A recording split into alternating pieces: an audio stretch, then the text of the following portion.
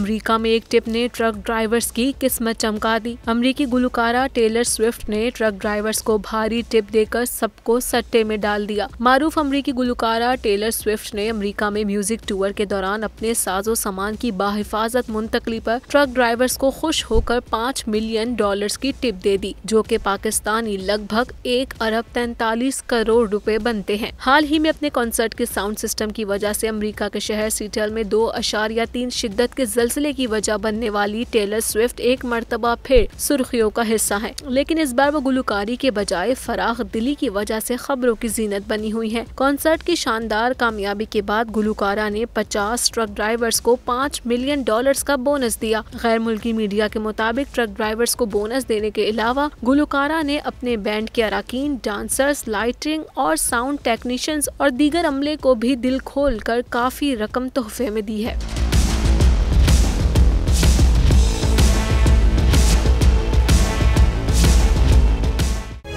तारीख का अमीर,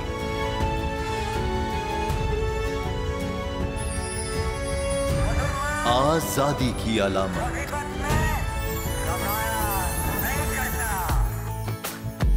हुस्न का आईनादार, फिक्रो नजरिए की अक्कास, सरफराजी का गवाह, यानी हम सबका निगहबान पाकिस्तान।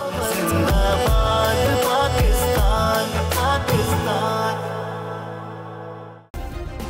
सब्सक्राइब करें और बेल दबाएं ताकि कोई खबर रह न जाए।